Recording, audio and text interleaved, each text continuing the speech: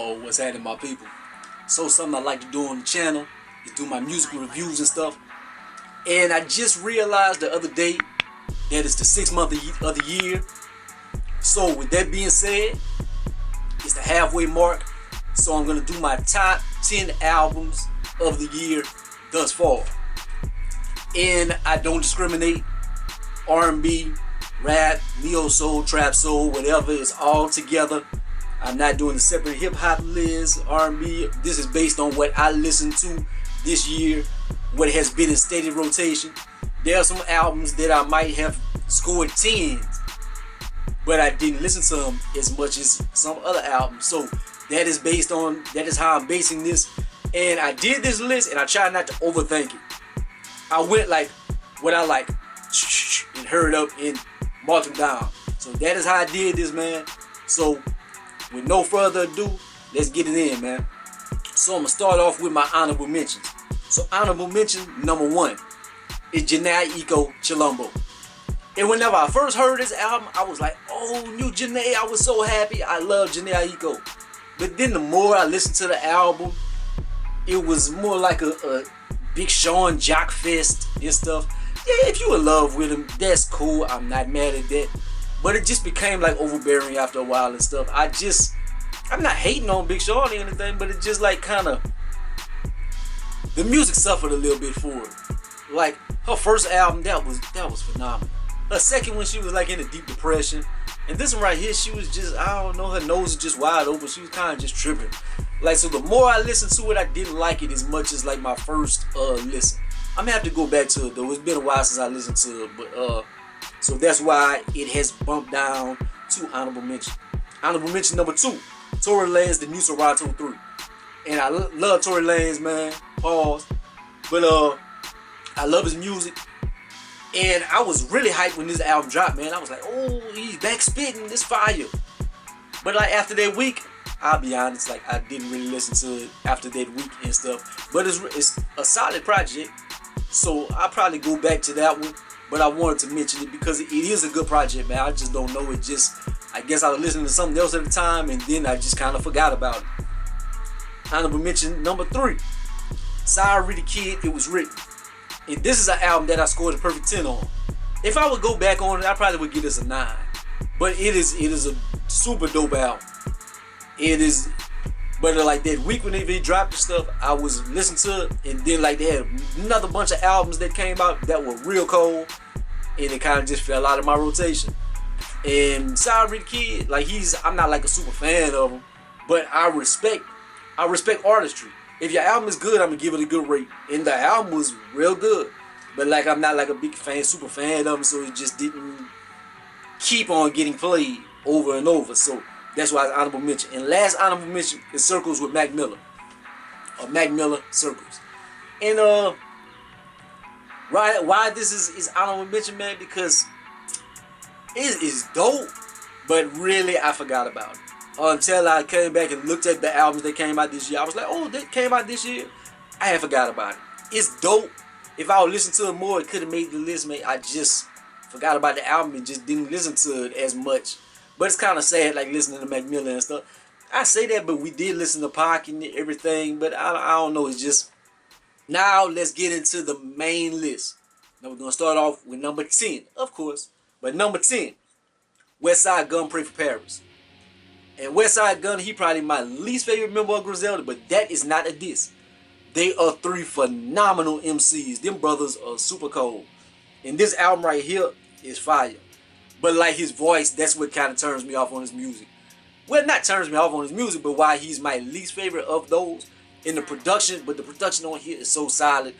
The concept of the album, this is super dope. This is super dope, man. But it's like, it's kind of new. It been out like a few weeks, and I haven't played it super a lot. Like I listened to a little bit, but then they had other things that dropped and just kind of like got lost in the sauce. But number 10, I know y'all gonna be mad, man, because Griselda, any Griselda fan, why is that number 1? Why is that number 1? But it just going off what I listened to and how many times I listened and stuff like that. Number 9, The Weeknd After Hours. And I used to be a super big Weeknd fan. When he was making House of Balloons and all that, Thursday, like I was the biggest Weeknd fan. But then he went more popish. And this album right here, it kind of grew on me after a while. I was kind of on the fence about it. But then the more I listened to it, it was cold. It grew on me, man. They got some joints on here. They do have a lot of crazy 80s joints on here. But it is solid. And I did listen to it a lot, but then it just fell out of rotation. So it's something I'm gonna have to go back to, man. Number 8, Conway the Machine, No One Mourns the Wicked. And this is my second favorite member of Griselda. And this brother, he did his thing. The production on it was solid. The guest appearances, everything. They did their thing.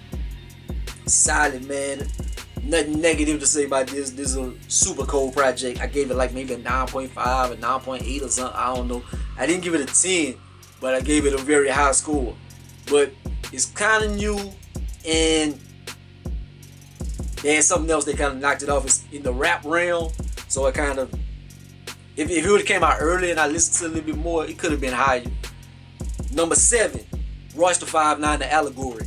And Royce the 5'9", whenever he first came out and stuff back in the days when he was younger, I didn't care for Royce too much. He always could spit his ass off, but he used to not talk about too much. The last 2 albums, he has kind of went more into his deep bag. He kind of sharing more about his life and about the world and being grown and mature. So I very much like Royce's music now. The concept of the album is dope and stuff. I gave this a perfect 10. And the only thing about this is, like, I like to listen to this front to back. Like I like to listen to the whole thing, because this is an album. You don't want to skip across this or anything. You want to listen to it in its entirety. And they don't have like a lot of situations for me to like listen to it like that unless I'm going to drive somewhere.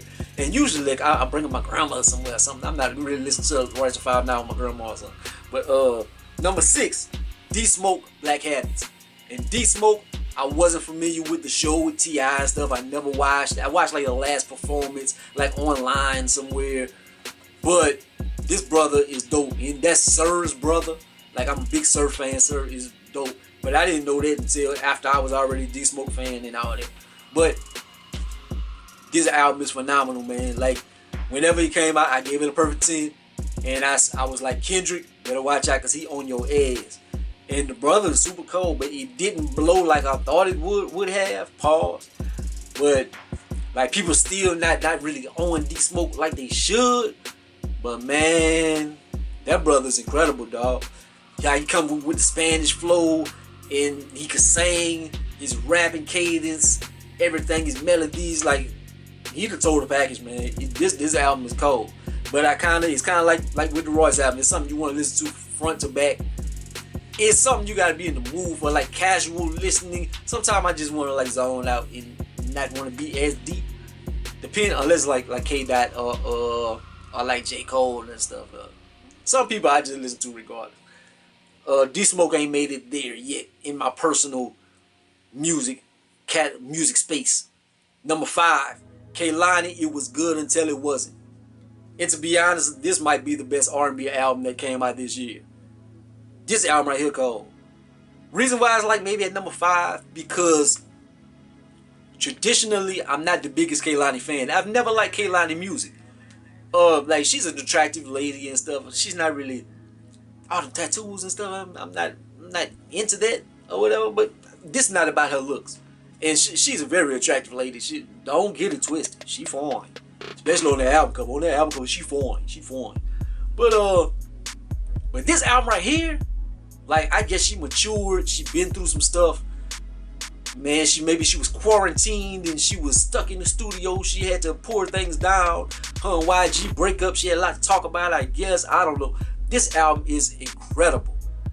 Like, this could have easily been number 1.